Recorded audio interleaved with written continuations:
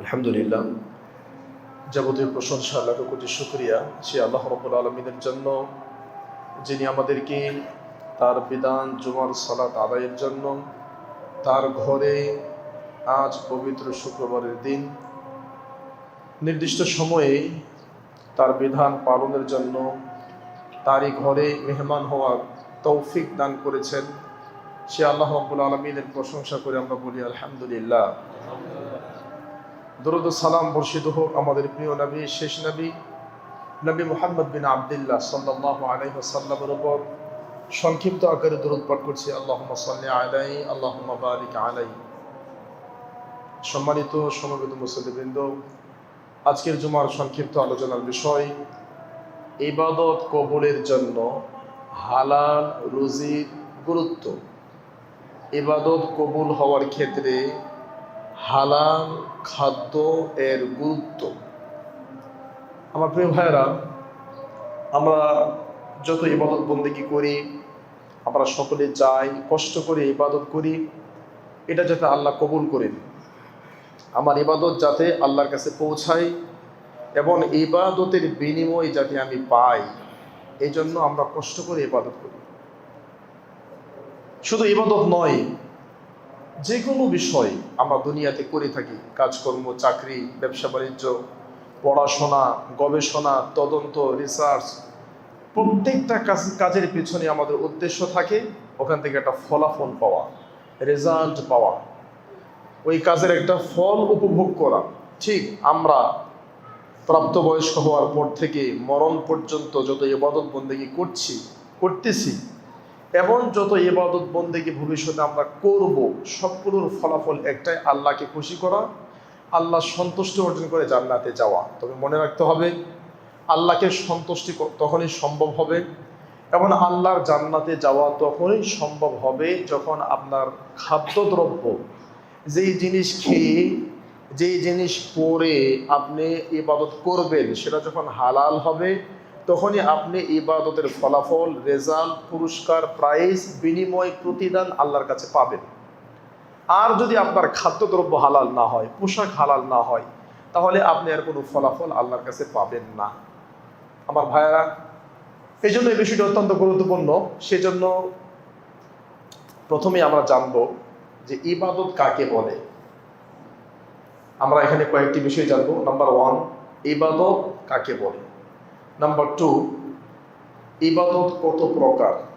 এবং নাম্বার 3, ইবাদত কবুলের জন্য শর্ত কয়টা। নাম্বার 4, হালাল এবং হারামের মূলনীতি কয়টা। তাহলে জানবো ইবাদত কাকে বলে, ইবাদত কত প্রকার, ইবাদত কবুলের শর্ত কয়টা এবং হালাল হারামের মূলনীতি কয়টা। এগুলো 4টা বিষয়। 5 নম্বর বিষয়, হালাল এবং হারাম বিষয়ে আল্লাহ আমাদেরকে কি নির্দেশনা দিয়েছে, ইসলাম হালাল বিষয়ে কতটা গুরুত্ব দিয়েছে এটা।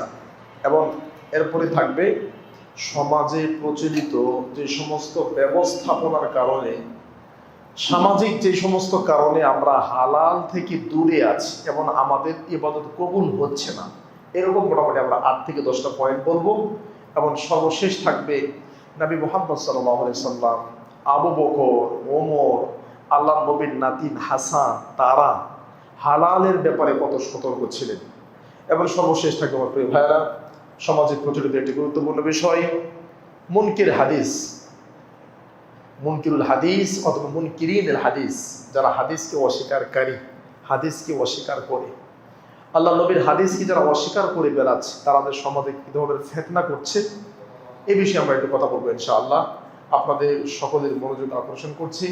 আমরা যা বলবো তা যাতে বুঝে আমল করতে পারি, আল্লাহ তৌফিক দান করুন। আল্লাহুম্মা আমিন। আমার ভাইয়েরা, ইবাদত কাকে বলে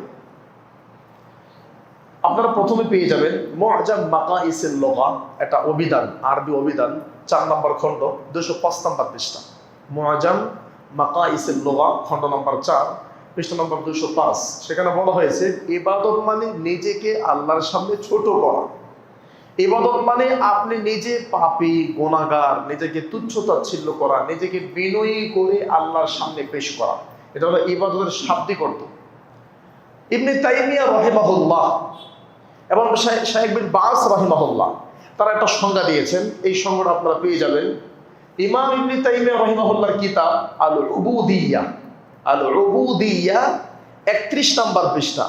ইমাম ইবনে তাইমিয়া রাহিমাহুল্লাহ বলছেন ইবাদত হলো ইসমুন জামিউন, এমন একটা নাম লিকুল্লি মা ইউহিব্বুহুল্লাহু ওয়া ইয়ারদা মিনাল আকওয়াল ওয়াল আফআল, যে সমস্ত কথা এবং যে সমস্ত কাজ মানুষের মুখ দিয়ে বের হয়, মানুষ করে এবং আল্লাহ পছন্দ করেন, তার নাম ইবাদত।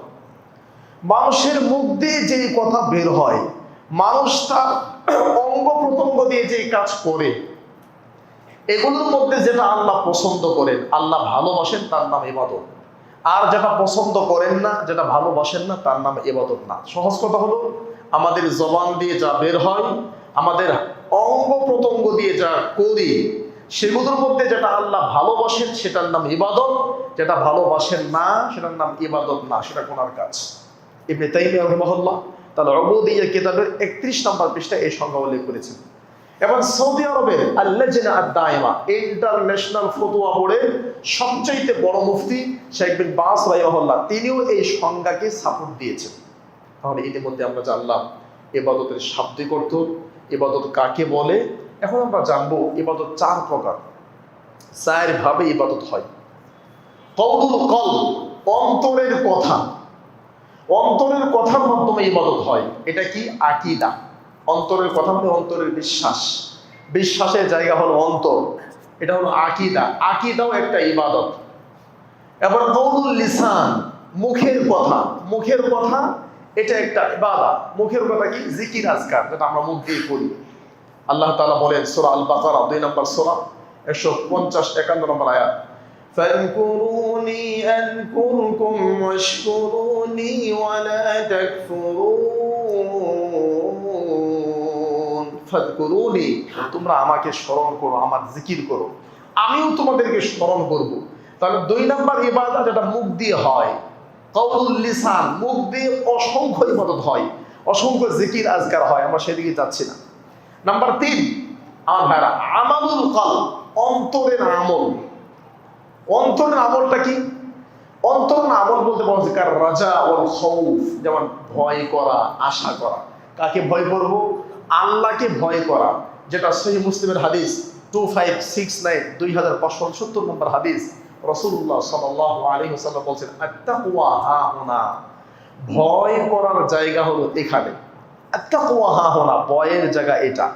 ওয়া ইউশিরু ইলা সাদরিহি সালাসা মাররাত, ভয় করার জায়গা অন্তর, এটা বলে আল্লাহ নবী তার অন্তরের দিকে 3 বার ইশারা করেছেন। এইজন্য 3 নাম্বার ইবাদত হচ্ছে অন্তরের ভয়, যেটা আল্লাহ কোরআনে বলেছেন সূরা আল বাকারা 2 নম্বর সূরা 150 নম্বর আয়াত। এবং সূরা মায়েদা আল্লাহ বলছেন ফালা তাখশাউহুম ওয়াখশাউনি ওয়ালিউতিম্মা নি'মাতি আলাইকুম ওয়া লাআল্লাকুম তাহতাদুন। ফালা তাখশাউহুম, তাদেরকে ভয় করিও না। অখশাউনি, আমাকে ভয় করো। আর ভয় করার জায়গা হলো অন্তর। তার মানে 3 নম্বর ইবাদত অন্তরের ইবাদত। 4 নম্বর আমালুল জাওয়ারিহ, হাত, পা, জবান, কণ্ঠ, সব অঙ্গ প্রত্যঙ্গ মিলে ইবাদত। সব অঙ্গ প্রত্যঙ্গের সমন্বয়ে যে ইবাদত, সেটা হলো সালাত, সেটা হলো সিয়াম, সেটা হলো হজ। কারণ হজ করতে গেলে সব অঙ্গ প্রত্যঙ্গ লাগে, সম্পূর্ণ বডি লাগে। নামাজ পড়তে গেলে সম্পূর্ণ বডি লাগে। সিয়াম রাখতে গেলে সম্পূর্ণ বডি লাগে। তাহলে 4 নাম্বার ইবাদত এমন ইবাদত যা সম্পূর্ণ বডির প্রয়োজন হয়। তাহলে ইবাদত 4 প্রকার, অন্তর দিয়ে ইবাদত, মুখে মুখে ইবাদত, সাধারণ ইবাদত এবং সম্পূর্ণ বডি দিয়ে ইবাদত। আমার ভাইয়েরা, এবার আমরা জানবো ইবাদত কবুল হওয়ার জন্য শর্ত কয়টা, এটা আমাদের অবশ্যই সবাইকে জানতে হবে। আমাদের প্রত্যেকটা ইবাদত, সালাত বলেন, সিয়াম বলেন, হজ বলেন, যাকাত বলেন, স্ত্রী সহবাস করা, এটাও একটা ইবাদত। টয়লেটে যাওয়ার সময় দোয়া পড়ে যাওয়া এবং দোয়া পড়ে বের হওয়া, বের হয়ে দোয়া পড়া, এগুলো ইবাদত। অর্থাৎ মুসলমানের, মুমিনের প্রত্যেকটা ইবাদত। এই ইবাদতগুলো কবুল হওয়ার ক্ষেত্রে 2টা শর্ত। 1 নম্বর শর্ত হচ্ছে নিয়ত ঠিক থাকা, ইখলাসুন নিয়্যাহ। নিয়ত যদি ঠিক থাকে তাহলে তার নাম ইবাদত, নিয়ত যদি ঠিক না থাকে তাহলে তার নাম শিরক। কথাগুলো ভালো করে বুঝবেন। আপনার নিয়ত যদি, যে ইবাদতটা করতেছেন সেই ইবাদতের নিয়ত যদি আল্লাহর জন্য হয় তাহলে সেটা ইবাদত। আর যদি আল্লাহর জন্য না হয়, মানুষকে দেখানোর জন্য হয়, অথবা মানুষ আমাকে ভালো বলবে, অথবা মানুষ আমাকে দোষ দিবে না, মানুষের দুষ্টুরি থেকে বাঁচবো, মানুষের দোষারোপ থেকে বাঁচবো, এই জন্য হয়, তাহলে সেটার নাম ইবাদত নয়। ভালো করে খেয়াল করবেন, যেমন আল্লাহ বলেছেন, ওমা উমিরু ইল্লা লিয়াবুদুল্লাহা মুখলিসিনা লাহুদ্দীন। সূরা বাইয়িনা 5 নম্বর আয়াত। আল্লাহ তাআলা আমাদেরকে আদেশ করেছেন আমাদের প্রত্যেকটা ইবাদত যাতে আল্লাহর জন্য হয়। কারণ আপনার 2 রাকাত নামাজ পড়তে টাইম লাগে 3 মিনিট, কিন্তু আপনার পাশে যখন আমাদের মসজিদের মুতাওয়াল্লি অথবা ইয়াসিন ভাই অথবা আমি বা অন্য কেউ এসে দাঁড়ায় গেছে, নতুন কোনো মানুষ যার সাথে নর্মালি সাক্ষাৎ হয় না, নর্মালি 2 রাকাত পড়লে সময় লাগে 3 মিনিট, কিন্তু কোনো অচেনা মানুষ অথবা কোনো সম্মানী মানুষ এসে আপনার পাশে দাঁড়ায় গেছে, ওখানে সময় লাগে 6 মিনিট বা 5 মিনিট। এই যে 2 মিনিট বাড়ায় দিচ্ছেন, এটার নাম ইবাদত না, এটার নাম শিরক। কারণ নর্মালি আপনার পড়লে সময় লাগে 3 মিনিট, কিন্তু ব্যক্তিকে দেখানোর জন্য, না জানি আমার কোনো ভুল ধরে ফেলে, এই জন্য আপনার সালাতকে আরো 2 মিনিট বাড়িয়েছেন, এটার নাম শিরক। রাসূলুল্লাহ সাল্লাল্লাহু আলাইহি ওয়াসাল্লাম বলেন, ইন্না আখওয়াফা মা আখাফু আলাইকুম আর-রিয়া। আমি আমার উম্মতের জন্য সবচাইতে বেশি ভয় করি ছোট শিরকের। আল্লাহ নবী ছোট শিরক আবার কোনটা? আর রিয়া, মানুষকে দেখানোর জন্য ইবাদত করা হল ছোট শিরক। এটা আমাদের মাঝে অনেক আছে। রাসূলুল্লাহ সাল্লাল্লাহু আলাইহি ওয়াসাল্লাম বললেন, মান সাল্লা ইউরাই ফাকাদ আশরাকা। যারা মানুষকে দেখানোর জন্য সালাত পড়ে তারা শিরক করে। ওমান তাসাদ্দাকা ইউরাই ফাকাদ আশরাকা। যারা মানুষকে দেখানোর জন্য দান করে তারাও শিরক করে। ওমান সামা ইউরাই ফাকাদ আশরাকা। যারা মানুষকে দেখানোর জন্য সিয়াম রাখে তারাও শিরক করে। তাহলে সিয়াম একটা দামি ইবাদত, সালাত একটা দামি ইবাদত, দান একটা দামি ইবাদত, কিন্তু দামি ইবাদতটা সামান্য ভুলের কারণে শিরক হয়ে যাচ্ছে। এই জন্য ইবাদত কবুল হওয়ার জন্য 1 নম্বর শর্ত হচ্ছে আপনার নিয়ত ঠিক রাখতে হবে। 2 নম্বর হচ্ছে নিয়ত ঠিকই আছে, 100% আল্লাহ সন্তুষ্ট। যেমন যারা আফ্রিকায় যাচ্ছে, শ্রীলঙ্কায় যাচ্ছে, টঙ্গীর মাঠে যাচ্ছে, সারা পৃথিবীতে তাবলিগি কাজ করতেছে, যারা তাবলিগে বের হয়েছে, তাদের 100% নিয়ত আল্লাহকে সন্তুষ্ট করা, 100% এটাই নিয়ত। তাবলিগ জামাতের প্রত্যেকটা কাজ কিন্তু আল্লাহকে সন্তুষ্ট করা, কিন্তু কোন কাজ বা অধিকাংশ কাজ আল্লাহ নবীর নিয়মে না হওয়ার কারণে সেটা আর সন্তুষ্ট করা সম্ভব নয়, সেটা আর ইবাদত না, বেদাত হয়ে যাবে। তাহলে প্রত্যেকটা ইবাদতের 2টা জিনিস লাগবে, একটা সম্পর্ক আল্লাহর সাথে ডাইরেক্ট, আরেকটা সম্পর্ক আল্লাহ এবং তার রাসূলের সাথে। নিয়ম এটা একমাত্র আল্লাহর জন্য হওয়া লাগবে। নিয়ম যদি আল্লাহ এবং তার রাসূলকে খুশি করা হয় তাহলে ভুল। যদি বলে আমি আমলটা করলাম আল্লাহ এবং তার রাসূলকে খুশি করা, জি না, আমরা খুশি করব আল্লাহকে, ইবাদত করি আল্লাহ, তাহলে 1 নাম্বার শর্ত হচ্ছে প্রত্যেকটা ইবাদতের পিছনে আপনি আল্লাহকে খুশি করবেন এই চিন্তা থাকতে হবে। আর 2 নাম্বার হচ্ছে ওই ইবাদতটা নবীর পদ্ধতিতে হতে হবে। আল্লাহকে খুশি করার জন্যই করছেন, কিন্তু নবীর পদ্ধতিতে হয় নাই, সেটা ইবাদত হবে না। আমার ভাইয়ারা, এই যে কয়েকজন ঘুমাইতেছে, সুবহানাল্লাহ, এটা খুব খারাপ জিনিস, মনে করে জাগাই দেন, কেউ ঘুমাবেন না, এটা খুবই খারাপ জিনিস। 15 মিনিট হয় নাই ঘুমাইতেছে, বলেন আপনারা কি করবেন? এই যে ফিলিস্তিনি মুসলিমদেরকে মাইরা বুত বানায় ফেলতেছে, এখন ফিলিস্তিন শেষ করে এখন দৌড়ছে কোথায়? সুবহানাল্লাহ, আস্তে আস্তে আপনাদের কাছে আসবে, মানে ঘুমানোর কোনো কারণ নাই, আইসা পড়ছে, হ্যাঁ শুরু হয়ে গেছে। এখন যে আপনারা ঘুমান আর এই যে মসজিদে এসে 15 মিনিট পরেই ঘুমান, আমার তো মনে হয় লজ্জা থাকা উচিত আমাদের, যে আমাদের ইমানটা কোন পর্যায়ে আছে। সারা রাত ঘুমাইছেন, দিনের বেলা ঘুমান, আবার মসজিদে এসে আধা ঘন্টা লেগে ঘুমান। তো এই জন্য আমি এগুলো বলতে চাই না। আজকে মোটামুটি 25 দিন চলছে, 25 দিন 25 রাত, 25 দিন 25 রাত চলছে আমার। আল্লাহর অশেষ দয়া না থাকলে আমি টিকতাম না, পাগল হয়ে যাওয়ার কথা ছিল, অথবা মাতলামি শুরু হয়ে যেত। আমার কোনো গাড়ি নাই, আমার কোনো থাকার জায়গা নাই, গাড়ির উপরে সারা রাত প্রোগ্রাম করি, সকালে এসে ক্লাস করি। আর এটা কি ওই আপনার 1 to 3 ক্লাস না, প্রথম ঘন্টায় দাওয়ায়ে হাদিস তাদেরকে পড়ায় হাই লেভেলের ছাত্র, এরা আলেম, প্রথম ঘন্টায় তাফসীর ইবনে কাসির পড়ায়, আবু দাউদ পড়ায়। এটা কেন বলতেছে? আপনাদের জন্য, সময় নষ্ট হচ্ছে এটা। আপনারা কেন ঘুমাইলেন? আমি যদি 25 দিন 25 রাত টানা চলতে পারি, আলহামদুলিল্লাহ, প্রায় রাতের বেলা প্রোগ্রাম, দিনের বেলা মাদ্রাসায় পড়ায়, আবার দৌড়ায় প্রোগ্রাম। এরপরে যদি মেম্বারে দাঁড়ায় কথা বলতে পারি, আপনি কেন ঘুমান? আপনি এটা কি, তাহলে কি চিন্তা ভাবনা কি? কেউ ঘুমাবেন না। আপনারা জানি না, আল্লাহ মাফ করুক, আমাদের ইমানটাকে আমরা শক্ত করা উচিত। আমরা মনে করছি আহলে হাদিস সালাফি হয়ে গেছে, জান্নাতে গেছি। কেন আহলে হাদিস হয়ে গেছি জান্নাতে চলে গেছে? জি না, আহলে হাদিস সালাফি হলেই জান্নাতে যাবে, এটা ভুল। কে বলছে আপনাকে? আহলে হাদিস সালাফি আকীদা গ্রহণ করেছেন, একটা বিরাট বড় সম্পদ নিয়েছেন। হ্যাঁ, এই সম্পদ আপনাকে একদিন হলেও জান্নাতে নিয়ে যাবে, কিন্তু আপনার এই দুর্বল ইমানের কারণে আপনাকে জাহান্নামে যাওয়াই লাগবে, 1 ঘন্টার জন্য হলেও যাওয়া লাগবে। অতএব ঘুমাইয়েন না আমার ভাইয়েরা, অবস্থা খুবই খারাপ, দেশের পরিস্থিতি খারাপ, বিশ্বের পরিস্থিতি খারাপ। পড়াশোনা করেন, জানেন। এই যে বললাম ইবাদত কবুল হওয়ার জন্য 2টা শর্ত, আপনি খেয়ালই করলেন না। ইবনে তাইমিয়ার কিতাব থেকে বললাম, মুআজ্জাম মুকাইসার লেখা থেকে বললাম, আপনারা ঘুমাচ্ছেন। মসজিদ কমিটি কত কষ্ট করে একটা আয়োজন করে, আপনারা ঘুমাইলে তাহলে আয়োজন সুন্দর করে, কেউ ঘুমাবেন না আমার ভাইয়েরা। রাত 12টা হয় না, এখন দুপুর 12টা বাজে। আপনারা কি মাহফিল মনে করছেন রাত্রি 12টা? ঘুমাইেন না আমার ভাইয়েরা। চলেন, আল্লাহ সুবহানাহু ওয়া তাআলা এই ইবাদতের গুরুত্ব সম্পর্কে, হালাল রুজির গুরুত্ব সম্পর্কে আল্লাহ কি বলেছেন? কোরআন কারীম 2 নম্বর সূরা, সূরা আল বাকারা 168 নম্বর আয়াত।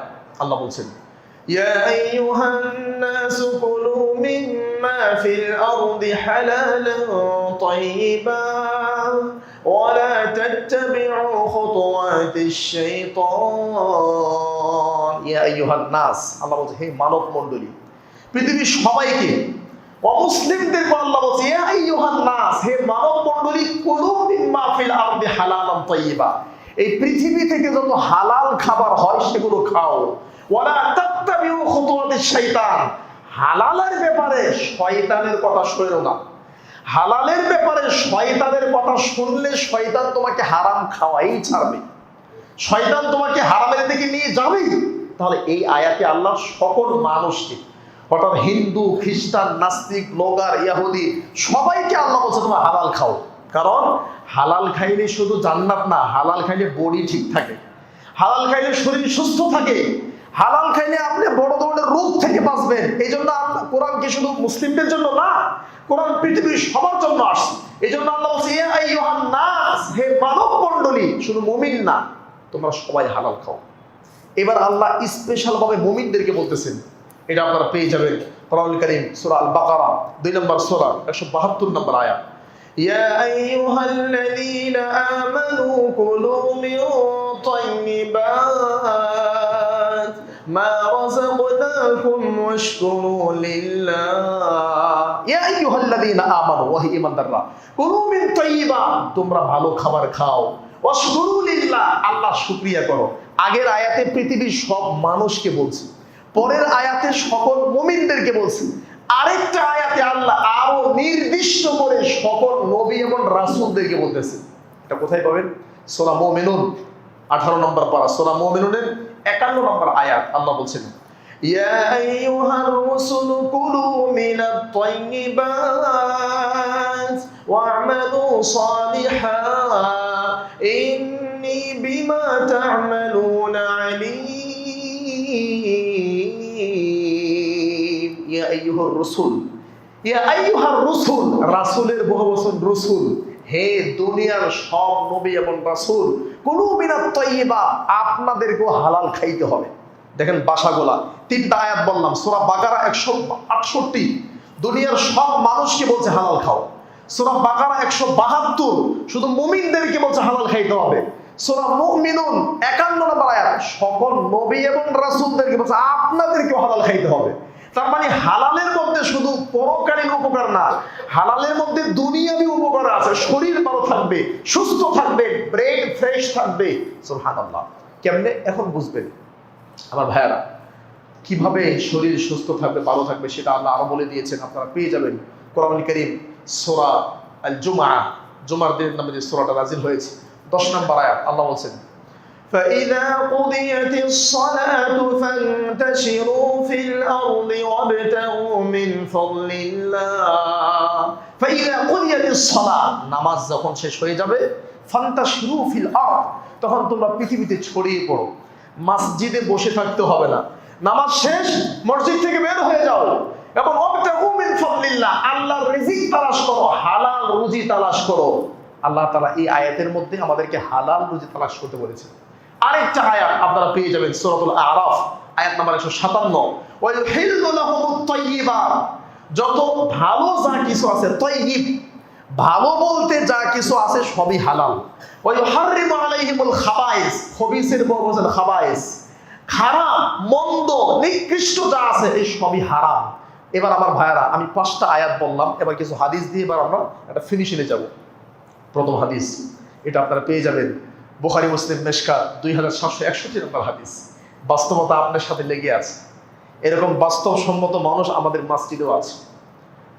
আবু হুরায়রা রাদিয়াল্লাহু তাআলা আনহু বলেন, রাসূল সাল্লাল্লাহু আলাইহি ওয়াসাল্লাম বলেছেন, ইয়াতি আলান নাসি জামান, মানুষের উপরে এমন একটা জামানা, যুগ, এমন একটা পিরিয়ড, এমন একটা শতাব্দী আসবে, এমন একটা সময় আসবে, লা ইউবালিল মারউ, মানুষ ভাববে না, চিন্তা করবে না, কল্পনা করবে না, পরোয়া করবে না, হিসাব করবে না, মা আখাযা মিনহু, সে যা উপার্জন করে, সে যা ব্যবসা করে, সে যা চাকরি করে, আমিনাল হালাল, আমার চাকরি, আমার ব্যবসা, আমার ব্যবসা বাণিজ্য, আমার চাকরি অথবা আমার উপার্জন, আমিনাল হালাল, এটা কি হালাল হচ্ছে, আমিনাল হারাম নাকি হারাম হচ্ছে, এটা মানুষ ভাববেও না।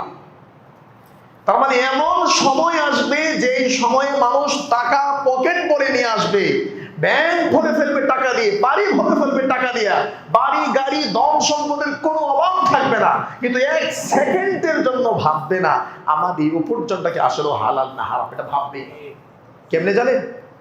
ওনার তিনি ভাই বলছে যে শেখ জমি রেজিস্ট্রি করতে গেছি, মুখে দাড়ি, নামাজ পড়ে দাগ হয়ে গেছে। আমি বললাম কত জমি রেজিস্ট্রি, সরকারি ভিল কত? বলছে 1,50,000। আপনি 1,70,000 দেন। বলছে 20,000 কিসের? দিবেন, দিলে দেন, নাহলে কিন্তু আমি আসরের নামাজে গেলাম। বুঝেন নি? বলো যে দলিল করতেছে, টাকা দিচ্ছে, মুখে দাড়ি, এখানে নামাজের দাগ হয়ে গেছে। জমি রেজিস্ট্রি করলে সরকারি বিল 1,50,000, নিতে হচ্ছে 1,70,000। তো পরে বলছে ভাই আমি এটা দিব না। দিবেন, দিলে দেন, নাহলে আসরের নামাজ টাইম হয়ে গেছে, আমি আসরের নামাজে গেলাম।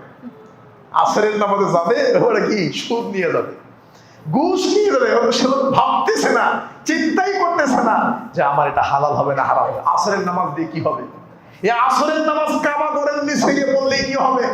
সে যদি হারাম খাবার খায় কোনো লাভ নাই। যেটা আমি 5টা আয়াত 6টা আয়াত দিয়ে আপনাদেরকে বোঝাইলাম। আমার ভাইয়েরা, শুধু তাই না, রাসূলুল্লাহ সাল্লাল্লাহু আলাইহি ওয়াসাল্লাম বলেন, এই হাদিসটা আপনারা পাবেন বুখারী মুসলিম মিশকাত 2764 নম্বর হাদিস, নাহান নবী সাল্লাল্লাহু আলাইহি ওয়াসাল্লাম আন সামানিল কাল, আল্লাহর নবী কুকুরের ব্যবসা করতে, কুকুর বিজনেস করতে আল্লাহ না করেছেন আল্লাহর নবী। ও মাহারিল বাগী, বেশ্যা পতিতালয়ের বিজনেস করতে আল্লাহর নবী না করেছেন। ও হুলওয়ানিল কাহিন, এবং গণকগিরি ব্যবসা করতে আল্লাহ নবী সাল্লাল্লাহু আলাইহি ওয়াসাল্লাম না করেছেন। তার মানে কুকুর বিজনেস করে যে আয় সেটা হারাম, পতিতালয়ের ব্যবসা করে, নারী ব্যবসা করে, দেহ ব্যবসা করে যে ইনকাম সেটা হারাম, এমনই ভাবে গণকী ব্যবসা করে যেটা ইনকাম করা হয় সেটা হারাম। একটু খেয়াল করেন আমার ভাইয়েরা, অভাব নেই। আপনি যান পুরান ঢাকা হাজি বিরিয়ানির সামনে যান, হানিফ বিরিয়ানির সামনে যান, হাজি হানিফ বিরিয়ানি কারা খায়? যাদের অবৈধ টাকা বেশি আছে, নিয়মিত খায়, হ্যাঁ মাঝে মধ্যে খাবে সেটা ভিন্ন কথা। যে লম্বা সিরিয়াল ধরে রাখে, শরীরে মানুষের বাচ্চা নাই, কোলের মধ্যে বিড়ালের বাচ্চা, কুত্তার বাচ্চা, কুকুরের বাচ্চা কোলে নিয়ে হানিফ বিরিয়ানি খাওয়ার সিরিয়াল ধরে আছে। অথচ মানুষের বাচ্চা রাস্তার ড্রেন থেকে ময়লা তুলে খাচ্ছে। মানুষের বাচ্চা, আপনার ছেলে, আপনার মেয়ে, আপনার ভাই, আপনার বোন ঢাকা শহরের রাস্তা ঘাট, হাট বাজার, সিনেমার হল, থিয়েটার, কলেজ, বিশ্ববিদ্যালয়, বিভিন্ন ট্রেনে ডাস্টবিন থেকে ময়লা তুলে খাচ্ছে, ডাস্টবিনের খাবার তুলে খাচ্ছে। মানুষের বাচ্চা খাবার পায় না, আর কুকুরের বাচ্চা নিয়ে আমরা ঘুরতেছি, বিড়ালের বাচ্চা করে নিয়ে আমরা ঘুরতেছি, বিড়ালের বাচ্চা মাথার মধ্যে তেল দিচ্ছি। আমার ভাইয়েরা, হারাম। কুকুরের উপর জুলুম করতে বলা হয় নাই, বিড়ালকে হত্যা করতে বলা হয় নাই, তো মানুষের বাচ্চারে খাবার না দেয়, বিড়ালের বাচ্চা নিয়ে ঘোরা, এটা নিষেধ, এটা করা যাবে না। অদরবারের মাহারিল বাঘি, আমার ভাইয়েরা, এটা তো অভাব নাই। আমার ভাইয়েরা, ওয়ামাহারিল বাঘি, হালাল উপার্জন, হালাল উপার্জন হলো ইবাদত কবুল হবে অন্যতম শর্ত। তার মধ্যে গুরুত্বপূর্ণ যেটা, এই যে পতিতালয় বা পতিতালয়ের বিজনেস অথবা হোটেল ব্যবসা যেগুলো আছে, এখান থেকে যে উপার্জন হয় এটা 100% 0% এটাকে হালাল করার কোনো সুযোগ নেই, অথচ এটা মানুষ কিছু মনেই করে না। ঢাকা শহরে যান, যাত্রাবাড়ি যান, বংশাল যান, সদরঘাট যান, শুধু ঢাকা শহর না, বাংলাদেশের প্রত্যেকটা জেলা শহরে যান, এমন কোন জেলা শহর নাই যেখানে আবাসিক হোটেল নাই, এমন কোন আবাসিক হোটেল, অন্যতম আবাসিক হোটেল নাই যেখানে মেয়েদের সার্ভিস নাই। মেয়েরা যাবে, আপনার শরীর মেসেজ করে দেবে, রাত্রেবেলা আপনার সাথে টাইম পাস করবে, হারাম কবিরা গুনাহ এগুলো চলছে। আমরা দেশ বলি যে আমরা দেশ স্বাধীন করেছি, কিন্তু দেশ সংস্কার করতে পারছি না। অনেক কিছু সংস্কারে হাত দিয়েছি, তো এখনো পর্যন্ত বৈধ পতিতালয় দিয়ে রেখেছি, জীবনও সংস্কার হবে না। আরো এই দেশ সংস্কার হওয়ার পরে যখন সবাই একটা চাপ দিল, চাপের পরে বাংলাদেশে পতিতালয়ের নারীদের যে সর্দারনি, পুরো বাংলাদেশের, সারা বাংলাদেশের পতিতালয়ের নারীদের যে সর্দারনি লিডার, সে এসে বলতেছে দেশ স্বাধীন হয়েছে, আপনারা আমাদের উপর জুলুম করেন না, আমাদের এই বিজনেসকে বন্ধ করিয়েন না, আমরা আছি বলেই দেশের মানুষ ঠান্ডা আছে। কেমনে? যুক্তি দিয়ে বলতেছে 3 বছর বয়সের মেয়ে ধর্ষিত হয়, 5 বছর বয়সের মেয়ে ধর্ষিত হয়, বাবা তার মেয়েকে ধর্ষণ করে, আমরা পতিতারা আছি, চাহিদা মিটাচ্ছি, এরপরে যদি এগুলো হয়, পতিতা তুলে দিলে তাহলে তো আরো বেড়ে যাবে এগুলো। শুনছেন যুক্তি? শয়তান কোথায় গেছে? মানে যুক্তি শয়তান কারো ছাড়ে নাই। সে বলতেছে আমরা আসি, সার্ভিস দিচ্ছি, ঠান্ডা লাগতেছে, আর আমরা যদি চলে যাই তাহলে আরো বেড়ে যাবে। নাউযুবিল্লাহি মিন যালিক। আশ্চর্য ভাইয়েরা, আমরা সিলেট চট্টগ্রাম জুমার খুতবা দিলাম, কক্সেস বাজার একটা ইসলামিক সেন্টার আছে, আমাদের ডক্টর কারিম সাহেব এটা উদ্বোধন করেছে, সেখানে প্রোগ্রাম করলাম। রাত্রেবেলা একটা হোটেলে থাকতে গেলাম, একটা 5 স্টার হোটেল, বললাম ভাই আমরা 5 জন আছি, আমাদেরকে জায়নামাজ দেন। খুব কষ্ট করে বেটা 3টা জায়নামাজ দিয়েছি, বললাম আর নাই। রাগ করে বলছে হুজুর এখানে এসে মানুষ ইয়াবা চাই, বিড়ি চাই, সিগারেট চাই, নেশা চাই, নারী চাই, আপনারা জায়নামাজ চেয়েছেন, আরে জায়নামাজ থাকলে তো দিতে, আমার নাই তো। চিন্তা করলাম সুবহানাল্লাহ, লোকটা যে আমার সামনে বললো এখানে মানুষ নারী চাই, মহিলা চাই, এখানে জেনা চাই, ব্যভিচার চাই, লজ্জাও করলো না। আর লজ্জা করবে কি করে? তাদের বিজনেস, ব্যবসা। এটা আল্লাহ বলছে মাহা হলো মাহানিল বাগি, বাগি মানে ব্যবসা, পতিতালয়ে নারীদের হোটেল ব্যবসা, এগুলো সম্পূর্ণ হারাম। এগুলো করে যে উপার্জন, সেটা আপনার জন্য হারাম, বাচ্চার জন্য হারাম, জাতির জন্য হারাম, সবার জন্য হারাম। যতদিন পর্যন্ত এই হারাম থেকে ফিরে আসতে না পারবেন, ততদিন পর্যন্ত আপনার কোনো ইবাদত কবুল হবে না। আমার ভাইয়েরা, জুমার খুতবার সময় খুবই সংক্ষিপ্ত, খুব দ্রুত সময় চলে যাচ্ছে। আপনারা একটা হাদিস পেয়ে যাবেন, এই হাদিসটা আপনারা পাবেন বুখারী, মুসলিম, মেশকাত, এবং মেশকাতের 2738 নম্বর হাদিস, এবং সহিহ আত-তারগীবের 3410 নম্বর হাদিস। রাসূল সাল্লাল্লাহু আলাইহি সাল্লাম বলছেন, যারা নেশাদার দ্রব্য একবার টান দেয়, খায়, 40 দিন পর্যন্ত তাদের সালাত কবুল হবে না। পরের হাদিস 3410 নম্বর হাদিস, সহিহ আত-তারগীব। রাসূলুল্লাহ সাল্লাল্লাহু আলাইহি ওয়াসাল্লাম তিনি বলেছেন, আল্লাহর নবী সাল্লাল্লাহু আলাইহি ওয়াসাল্লাম এই সমস্ত নেশাদার দ্রব্য সেবনকারীদেরকে জুতার বাড়ি মারতেন, 40টা করে জুতার বাড়ি মারতেন। এটা সহিহ বুখারীর 3615 নম্বর হাদিস। ওমর রাদিয়াল্লাহু আনহুর যুগ যখন চলে আসলো, ওমর রাদিয়াল্লাহু আনহু 40-এর জায়গায় 80টা জুতার বাড়ি মারতেন। এটাও সহিহ বুখারীর হাদিস। তাহলে সহিহ বুখারী 3615 নম্বর হাদিস, আল্লাহর নবী নিজে হারামখোরদেরকে 40টা জুতার বাড়ি মারতেন। সহিহ বুখারীর 3616 নম্বর হাদিস, ওমর রাদিয়াল্লাহু আনহু নিজে হারামখোরদেরকে 80টা করে জুতার বাড়ি মারতেন। আর অন্যান্য হাদিস থেকে প্রমাণিত হয়, একবার হারাম খেলে 40 দিন ইবাদত কবুল হয় না। আমার ভাইয়েরা, আপনার ইবাদত আল্লাহর কাছে কবুল হওয়ার জন্য, গ্রহণযোগ্য হওয়ার জন্য অন্যতম শর্ত হচ্ছে আপনাকে হারাম থেকে ফিরে আসা। হারাম থেকে কিভাবে ফিরে আসবে? আল্লাহু আকবার। যুগান্তর পত্রিকা, ইনকিলাব পত্রিকার রিপোর্ট, 2019 সালে, 20 সালে, আরো 6-7 বছর আগের রিপোর্ট, আপনারা শুনে মাথা নষ্ট হয়ে যাবে। একটা পদ্মা সেতু করতে গিয়ে আমাদেরকে কত জায়গায় হাত পাততে হয়েছে। শেষ পর্যন্ত ঋণ করে, কষ্ট করে পদ্মা সেতু করা হয়েছে। এখনো পদ্মা সেতু টুল দেয়, কালকে পদ্মা সেতু পার হয়ে আসলাম, এখনো পদ্মা সেতুর অনেক টুল আদায় করা হচ্ছে। আরো কত বছর যে আদায় হবে তার হিসাবই নাই। আমার ভাইয়েরা, এত কিছু দরকার নেই।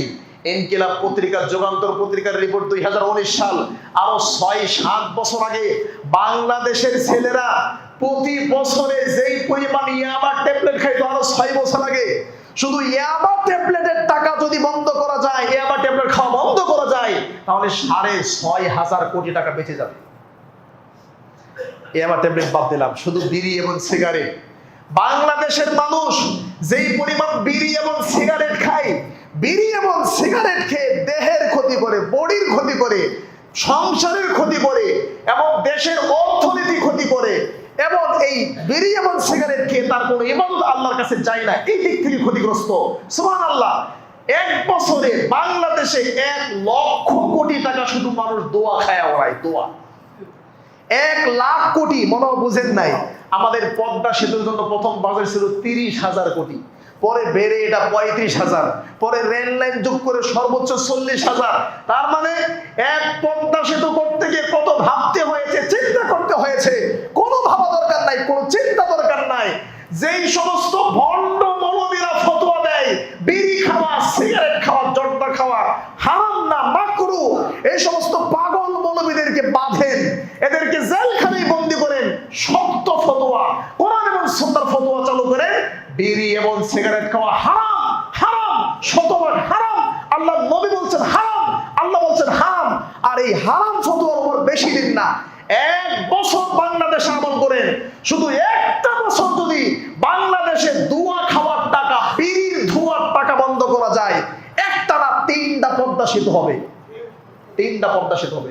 1 লক্ষ কোটি টাকা ভাবেন, মানে 3 পদ্মা সেতুর টাকা আমরা দোয়াতে উড়াই দেয়, দোয়া খায়া। এটার নাম বাঙালি। আমার ভাইয়েরা, এই যে কতগুলো ক্ষতি করলেন, নিজের দেহের ক্ষতি করলেন, পরিবারের ক্ষতি করলেন, মরে যাবেন, ক্যান্সার হয়ে মারা যাবেন, এরপরে হাসপাতালে নিয়ে গেলে সেখানে সরকারি চিকিৎসা ক্ষতি হচ্ছে, খালি লস আর লস। আমার ভাইয়েরা, আল্লাহ আমাদেরকে হেদায়েত দান করুক, আল্লাহুম্মা আমিন। সময় খুবই কম। সহিহ বুখারীর একটা হাদিস ভালো করে খেয়াল করেন। আল্লাহর নবী কত সতর্ক ছিলেন। সহিহ বুখারীর 2050 নম্বর হাদিস। মাররান নবী সাল্লাল্লাহু আলাইহি ওয়াসাল্লাম বিতামারাতিন মাসকুতা। আল্লাহর নবী রাস্তা দিয়ে যাচ্ছিলেন, একটা খেজুর পড়ে আছে। তিনি বলেন লাউলা আন্নী আখাফু আন তাকুনা মিনাস সাদাকা, এটা যদি সাদকার খেজুর না হতো, আমার পেটে এত ক্ষুধা, এটা যদি সাদাকার খেজুর না হতো, লা আকালতুহা, এটা তুলি আমি খেয়ে ফেলতাম। দেখেন তিনি হালালের ব্যাপারে কত সতর্ক। পেটের মধ্যে ক্ষুধা, একটা খেজুর পড়ে আছে, তাও খান নাই। আরেকটা হাদিস আপনারা পাবেন, 1822 নম্বর হাদিস, সহিহ বুখারী। রাসূল সাল্লাল্লাহু আলাইহি সাল্লামের নাতিন হাসান আখাযাল হাসান ইবনে আলী তামরাতাম মিন তামারিস সাদাকা। ছোট বাচ্চা হাসান একটা দানের খেজুর, সদকার খেজুর হাত দিয়ে ধরে মুখে দিয়ে ফেলছে। বাচ্চা মানুষ কি না করে, নিজে পেশাব করে নিজেই খায়, নিজে টয়লেট করে নিজেই মাথার মধ্যে লেপালেপি করে। হাসান ছোট্ট বাচ্চা, আখাযাল হাসান ইবনে আলী, আলীর ছেলে হাসান তামরাতাম মিন তামারিস সাদাকা, সাদাকার একটা খেজুর ধরলেন এবং মুখের মধ্যে দিলেন। আল্লাহর নবী সাল্লাল্লাহু আলাইহি সাল্লাম সঙ্গে সঙ্গে বলেন কিখ কিখ, মানে ছি ছি ছি ছি ছি ছি, নানা জান করলা কি, এটা খাওয়া যায় না। আম্মা তাআলাম, তুমি কি জানো না, আন্না লা নাকুলু সাদাকা, নবীর পরিবার সদকা খায় না। আমরা নবী পরিবার সদকা খাই না, যাকাত খাই না, দান খাই না, এটা কি জানো না? ছোট বাচ্চা, তার কাছ থেকে আল্লাহ নবী খেজুরটা ফেলাই দিলেন। দেখেন, এর নাম হলো সতর্কতা, এর নাম সতর্কতা। কিন্তু আমরা সেটা করি না। আল্লাহ আমাদের সকলকে হালাল এবং হারামের ব্যাপারে সতর্ক হওয়ার তৌফিক দান করুক, আল্লাহুম্মা আমিন। আমার ভাইয়েরা, মুনকিরিন হাদিস সম্পর্কে কিছু কথা না বললেই নয়, যেটা আমাদের সমাজে খুব কঠিন হয়েছে। মুনকিরিন হাদিস মানে যারা হাদিসকে অস্বীকার করে, যারা হাদিস অস্বীকার করে, যারা বলে শুধু কোরআন মানি, হাদিস মানি না। সিলেট সুনামগঞ্জে গেলাম, এক ভদ্রলোক প্রায় 2 ঘন্টা কথা বললো। বললাম মাগরিবের টাইম হয়েছে, আসেন নামাজ পড়ে বাকি কথা বলি। বলছে আমাদের জানা মতে বাংলাদেশ হলো দারুল কুফর, মানে এটা কুফুরির দেশ, বাংলাদেশে যারা আছে সব কাফের, শুধু আমরা ছাড়া। এজন্য কোন মসজিদে আমরা নামাজ পড়ি না, বাড়িতে পড়ি। তারপরে বললাম যে আমি তো বাংলাদেশে থাকি না, মদিনায় থাকি, দেশে বেড়াইতে আসছি, চলেন আমার কাছে পড়েন। না, আপনার কাছে পড়া যাবে না। পড়লোই না নামাজ, বাইরে দাঁড়ায় ছিল। জিজ্ঞেস করলাম কি, বলো যে আমি আহলে কোরআন। তার মানে তারা কোরআন মানে হাদিসকে মানে না। এরকম লোক আছে না? নাই, অনেক আছে। আমার ভাইয়ারা, এই আহলে কোরআন বা মুনকিরিন হাদিস, যারা হাদিসকে অস্বীকার করে, এদের সংখ্যা দিন দিন সমাজে বেড়ে যাচ্ছে। হাদিসকে অস্বীকার করলে ওয়াল্লাহি আল্লাহর কসম, এত হাদিস না, আল্লাহর নবীর একটা হাদিস যদি কেউ অস্বীকার করে, মুহাম্মদ সাল্লাল্লাহু আলাইহি সাল্লাম 40 বছর বয়সে নবুয়ত পেয়েছেন, 63 বছর বয়সে মারা গেছেন। এই 23 বছরে আল্লাহর নবী উঠা বসা, চলা ফেরা, লেনদেন, সফর, যুদ্ধ, জিহাদ, মসজিদ, মাদ্রাসা, যা আল্লাহর নবীর জীবনের প্রত্যেকটা কাজ, আল্লাহর নবীর অসংখ্য হাদিস থেকে একটা হাদিস যদি পৃথিবীর কোন আল্লাহর বান্দা অস্বীকার করে, অস্বীকার তো দূরের কথা, ঘৃণা করে, অপছন্দ করে, সে কাফের, সে কাফের, 100% কাফের। পৃথিবীতে এমন কোন মানুষ জন্ম নেয় নাই যে আল্লাহর নবী একটা হাদিসকে অস্বীকারীকে সে মুসলিম প্রমাণ করতে পারবে।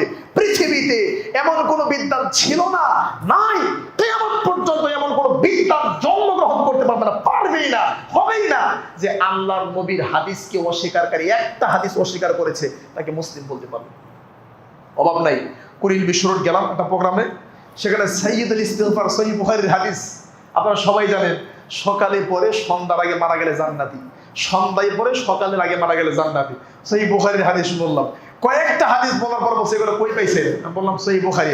সহিহ বুখারী মুসলিম বলতে আমরা কিচ্ছু বুঝি না, শুধু আয়াত দিয়ে কথা বলি। এই যে কুড়িল বিশ্ব রোড, পরে বললো আপনি আর কি আপনার উস্তাদ শহীদুল্লাহ খান মাদানী আমরা ধরছিলাম, এগুলো চলবে না। আমি বলি ইন্না লিল্লাহি ওয়া ইন্না ইলাইহি রাজিউন। অবাক আমার ভাইরা, মুনকিরিন হাদিস, হাদিসকে অস্বীকারকারী। ওয়াল্লাহি কেউ যদি আল্লাহর নবীর জীবনের একটা হাদিসকে অস্বীকার করে, এত কিছু দরকার নাই, আমি সহজে বলি। রাসূল সাল্লাল্লাহু আলাইহি ওয়াসাল্লাম বলেছেন, রাস্তায় কাটা পড়ে থাকলে সরায়া দেও, সদকা। এটা নরমাল হাদিস মনে হচ্ছে, এটাও যদি কেউ অস্বীকার করে, আল্লাহ নবী বলছে স্ত্রীর সাথে মেলামেশা করলে নেকি হয়। কেউ যদি বললে মানলাম না, এই যে মানলাম না এটুকু যদি বলে, তাহলে সে কাফের। আল্লাহ নবীর ছোট্ট থেকে ছোট যা কিছু মনে করেন, আল্লাহ নবীর কোন একটা হাদিসকে কেউ যদি অস্বীকার করে, সে 100% কাফের, তার মুসলমান হওয়ার কোনো সুযোগ নাই। সে মারা গেলে গোসল হবে না, এই মারা গেলে জানাজা হবে না, এই মারা গেলে দাফন কাফন হবে না, এই মারা গেলে মুসলমানদের কবরস্থানে বেয়াদবকে কবর দেওয়া যাবে না, এই মারা গেলে এর জন্য কিয়ামত পর্যন্ত কেউ দোয়াও করতে পারবে না। এই মুনকিরিন হাদিস যে আছে, যে হাদিস অস্বীকার করেছে। আমার ভাইয়ারা, এত দূরে কেন যাবেন? সমাজের অবস্থা এত নোংরা হয়েছে, এত খারাপ হয়েছে, মুনকিরিন হাদিস কেন? এখন যারা হাদিসকে কিছু কিছু মানে, তারাই তো আছে কত সমাজের ফিতনা হয়ে দাঁড়িয়েছে। আল্লাহু আকবার। আপনারা সুর দেখছেন, ডাকাত দেখছেন, হাট বাজারে সুর ধরা বললে সবাই বলে একটু দেখে আসে, ডাকাত ধরা বললে সবাই বলে একটু দেখে আসে, ছিনতাইকারী ধরা পড়লে সবাই বলে একটু দেখে আসি কেমনে পিটায়, আমি না পিটালে একটু দেখি। তার মানে আমরা চোর ডাকাত দেখার জন্য, সন্ত্রাস দেখার জন্য, ছিনতাইকারীকে দেখার জন্য হাট বাজারে যায়, ভিড় জমায়। এখন এই চোর ডাকাত, ছিনতাইকারী, রাহাজানি, দুর্নীতিবাজদেরকে দেখার জন্য রাস্তাঘাটে যাওয়া দরকার নাই, হাট বাজারে যাওয়া দরকার নাই। এই সমস্ত চোর এবং ডাকাতদেরকে, ছিনতাইকারীদেরকে মসজিদে দেখবেন, মাদ্রাসায় দেখবেন এবং মাহফিলে দেখবেন। মাহফিলে আপনার টাকা দিয়ে মাহফিল করেছেন, আপনার মাহফিল, এই মাহফিল গুলো মুহূর্তের মধ্যে ছিনতাই করে নিয়ে যায়, আপনারা কোনো বোঝেন নাই। আপনি ছিনতাই করে ওটারই বুঝছেন যে গুলিস্তান থেকে মোবাইল নিয়ে দৌড় দিচ্ছে। তো লম্বা চুম্বা, সুন্দর টুপি, বিরাট বড় মুফতি, উনি যে আপনার মসজিদ দখল করলো, ওই কি ছিনতাইকারী না? আপনার মাদ্রাসায় আগুন দিচ্ছে, ওই কি ছিনতাইকারী না? আপনার টাকা দিয়ে মাহফিল করছেন, আয়োজন, মাহফিল থেকে পুরো দখল করছে, ওই কি ছিনতাইকারী না? তো বড় ছিনতাইকারী, কিন্তু আমরা তাকে ছিনতাইকারী বলতে পারি না। আমার ভাইয়েরা, মুনকিরিন হাদিস সম্পর্কে বলছিলাম, আল্লাহ আপনাদেরকে হেদায়েত দান করুক। সমাজের অবস্থা এত নোংরা হয়েছে, এত খারাপ হয়েছে, আমরা দোয়া করি যারা মুনকিরিন হাদিস, আল্লাহ হেদায়েত দান করুন। আর আমাদের দেশে যারা হানাফি মাযহাবের ভাইয়েরা আছেন, আল্লাহ তাদেরকেও হেদায়েত দান করুন, কারণ তাদের হেদায়েতের প্রচুর অভাব রয়েছে। আল্লাহু আকবার। আমার ভাইয়েরা, সরকার পতনের পরে এরা নিজেদেরকে যা মনে করে, এরা যদি কোনোদিন সরকার হতে পারে, আপনাদের যে কি করবে ভাবতেই পারবেন না। ব্রাহ্মণবাড়িয়াতে একটা সহিহ আকীদার একটা লাইব্রেরি করা হয়, লাইব্রেরিটা ভেঙে দেয়। একটা হিন্দু পুলিশ অডিট করতে এসে বলছে, আপনারা মুসলিম না? বলছেন আমরা মুসলিম। বলছে আচ্ছা, লাইব্রেরি যেহেতু ভেঙে দিয়েছে, আপনারা একটা মসজিদ করেন, তাহলে মনে ভাঙবে না। আপনারাও মুসলমান, তারাও মুসলমান, আপনারা যে আল্লাহকে সিজদা দেন, তারাও সে আল্লাহর সিজদা দেয়। 21 সালে একটা মসজিদ হয়, 3 সেট মসজিদ, পাকাচন এলাকায়। সেই মসজিদ আলহামদুলিল্লাহ মদিনা থেকে এক ভাই একাই 20 লক্ষ টাকা দান করে, ওই টাকা দিয়ে ইট সিমেন্টের কাজ ধরা শুরু হয়েছে। তখন এই মসজিদের উপর আঘাত, শত শত আলেম এসেছে, শত শত জনগণ এসেছে। এখানে সালাফি আহলে হাদিস ফিতনাবাজদের কোনো মসজিদ হবে না। জায়গা আমার, টাকা আমার, মসজিদ করব আমি, আমার টাকা, কারো দান নাই, সদকা নাই, কিচ্ছু নাই, আমার জায়গাতে আমি মসজিদ করব, আমি করতে পারতেছি না। না আছে শরীয়তের কোনো বিধান তাও লক্ষ্য করছে, না দেশের কোনো বিধান লক্ষ্য করছে। বাংলাদেশ জমিয়তে আহলে হাদিসের কাছে বলা হলো যে আলেম লাগবে, তো আমাকে পাঠানো হয়েছে, গেলাম, যাওয়ার পরে এই পাশে ওসি, এই পাশে টিউনো সাহেব, এই পাশে সেনা কর্মকর্তা, এই পাশে আমরা, এই পাশে তারা কিছু বসে আছে। সুবহানাল্লাহ, কিসের বাহাস? গেছি কিছু বোঝানোর জন্য। এক বাক্যে সেনাবাহিনীর সামনে, পুলিশের সামনে, সবার সামনে বলতেছে বাসটা আজকে ছোড়ায়। এখানে যদি আহলে হাদিসদের মসজিদ হয় তাহলে আইন শৃঙ্খলা বিঘ্নিত হবে, আইন শৃঙ্খলা নষ্ট হবে, এখানে মারামারি, ঝগড়া, হত্যাকাণ্ড হবে। পুলিশের সামনে বলতেছে। তো বাস দিয়ে কি করবেন? তো পুলিশ আরো ফোন করে আরেক গাড়ি পুলিশ নিয়ে আসে, সেনাবাহিনী নিয়ে আসে, ভিতরে বসে আছে। এরপর বলল আপনার একটা বাইরে যান, কথা বলি। আমাকে বলছে কি বাহাস করবেন, কি বাহাস করবেন, কি কথা বলবেন? এরা আপনাদেরকে মুসলমানই মনে করে না। আমাকে কালকে বলছে যদি এখানে মসজিদ হয় আমরা 20,000 লোক আসবো, 20,000 লোক। তো ওসি সাহেব বলতেছে আমার থানায় পুলিশ আছে 38 জন, 20,000 লোক যদি আসে আমি সর্বোচ্চ 20 জন পুলিশ পাঠাইতে পারবো। আমার 20টা পুলিশ 20,000 লোকের সাথে কি করবে? আর সরকার পতনের পরে মানুষ পুলিশে মনে করে না, এটা ওসি সাহেব বলতেছে। তো কি করবেন? আমি বললাম যিনি মসজিদের দায়িত্বশীল, বললো সাহেব আমি সেনাবাহিনী ছিলাম, যিনি মসজিদ দান করেছে, আমি সেনা কর্মকর্তা, আমি সেনাবাহিনী ছিলাম, আমি এদেশের নাগরিক, আমি দেখে থাকবো, আমার জায়গাতে মসজিদ করবো ইনশাআল্লাহ। তবে সবচেয়ে ভালো ফলাফল হলো আলহামদুলিল্লাহ ডিআইজি সহ ওখানে যে এসপি আছে, এই সময় এসপি আছে, এবং আরো যারা পুলিশের অন্যতম কর্মকর্তা তারা সবাই সহিহ আকীদা, আলহামদুলিল্লাহ। তারা ডাইরেক্ট দেখে বলছে আপনারা কি ডক্টর জাকির নায়েককে চেনেন? কত ফেতনাবাজ, ডাইরেক্ট বলেছে। নাসিরউদ্দিন আব্বারিকে চেনেন? তো গরিব নেকা, ডাইরেক্ট। তখন এসপি সাহেব বলছে জি না, আপনাদের সিদ্ধান্ত ভুল, ডক্টর জাকির নায়েক, আল্লামা নাসিরউদ্দিন আব্বারি হাই লেভেলের আলেম, আপনাদেরকে পড়তে হবে। সর্বশেষ ডিসি সাহেব বলছে যে আমার একটু দেখার আছে, ইনশাআল্লাহ উনি দেখবেন। উনি বলছে আপনারা 5 জন, এবার লাস্ট 5 জন করে ডাকছে। ইতিমধ্যে আমাদের ব্রাদার রাহুল, ইনশাআল্লাহ আমি, আমাদের আব্দুল্লাহ বিন আব্দুর রাজ্জাক আর সাইফি আর একজন সহকারী, ইনশাআল্লাহ খুব তাড়াতাড়ি হবে। ওখানে কোনো মারামারি হবে না। আমাদেরকে বলছে আপনারা যাবেন, তাদের কি ভুল আছে এটা বলা দরকার নাই, আপনারা যে সঠিক আছেন এটা প্রমাণ করে দিয়ে আসেন। আপনারা যে মুসলমান, আমরা যে মুসলমান ঠিক আছি এটা প্রমাণ করলেই হবে, হ্যাঁ কোনো ভুল করার দরকার নেই। চিন্তা করছেন কতটা উগ্র হলে এগুলো করা যায়? আল্লাহ হেদায়েত দান করুন। কারণ কি? তারা অসংখ্য হাদিসকে অস্বীকার করে, আজকে তারা হাদিসকে অস্বীকার করে, কোরআনের আয়াতের ব্যাখ্যাকে অস্বীকার করে, এই জন্যই তারা আজকে এগুলো করছে। গতকালের মাহফিল প্রায় 10 ঘন্টা জার্নি করে সেই ময়মনসিংহ জামালপুর থেকে কোথায় নড়াইল যশোর গেলাম, সেখানে প্রোগ্রাম, সুবহানাল্লাহ, স্টেজে আধা ঘন্টা বসায় রেখে আমাকে দিলই না। আমাদের দিন ভাই বলছে আমাদের প্যান্ডেল, আমাদের আয়োজন 500 মানুষের খাবারের আয়োজন করছে, 500 মানুষের খাবারের অ্যারেঞ্জ করেছে। আমাদের প্রোগ্রাম সবকিছু আমাদের। 16 জন মুফতি, আমি ওঠার পরে গুনছি 1 2 3 আমি গুনছি যে 16 জন মুফতি আসছে আমার সাথে।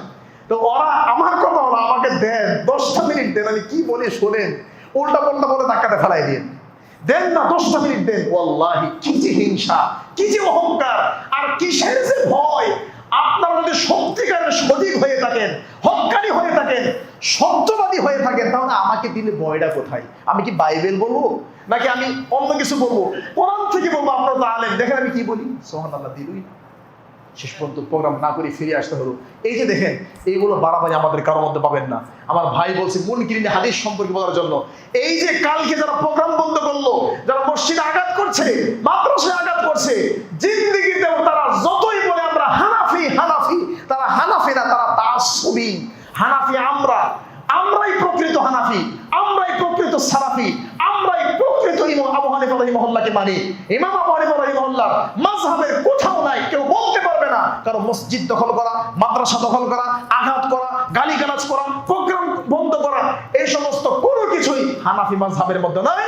আমাদের দেশে যে হানাফি মাযহাব, এটা মেড ইন বাংলাদেশ, এটা মেড ইন ইন্ডিয়া থেকে তৈরি হানাফি মাযহাব। এই জন্য মারামারি হয়। প্রকৃত হানাফি মাযহাবের মধ্যে কোনো মারামারি নাই। আমার ভাইয়েরা, আল্লাহ হেদায়েত দান করুক, আল্লাহুম্মা আমিন। আমার ভাইয়েরা, আল্লাহর কাছে দোয়া করি আল্লাহ আমাদের পরিবেশ সুন্দর করবেন, আল্লাহুম্মা আমিন। ভুলে যাবো আর লম্বা করছি না। আমার ভাইয়েরা, মসজিদ আল্লাহর ঘর অনেক সুন্দর। আমার টিন সেট দেখেছিলাম, এখন অনেক সুন্দর হয়েছে আলহামদুলিল্লাহ। আপনারা প্রত্যেক শুক্রবার টাইম মতো আসবেন, খুতবা শুনবেন, এবং মসজিদের কত খরচ এটা আপনারা এখানে যদি অন্তর্ভুক্ত হন, সম্পৃক্ত হন, তাহলেই বুঝবেন। আমাদের মাইনুল কবির ভাই সহকারে যারা মসজিদ চালান তারা বুঝবেন। আমরা ছোট্ট একটা সংসার চালাতে থাকি, 3 জন সদস্য সংসার, 3 জন 5 জনে খাই। ছোট্ট একটা সংসার চালাতে গিয়ে আমরা হিমশিম খাই, তাই না? কত চিন্তা করতে হয়। আর এটা বিশাল একটা প্রতিষ্ঠান, অনেক খরচ এখানে আছে। আপনারা প্রাণ খুলে মসজিদের জন্য দান করবেন এবং দোয়া করবেন, এবং প্রত্যেক সপ্তাহে আপনারা একটু বেশি করে দান করবেন। আল্লাহ আমাদের সকলকে দান করার তৌফিক দান করুক। আল্লাহুম্মা আমিন।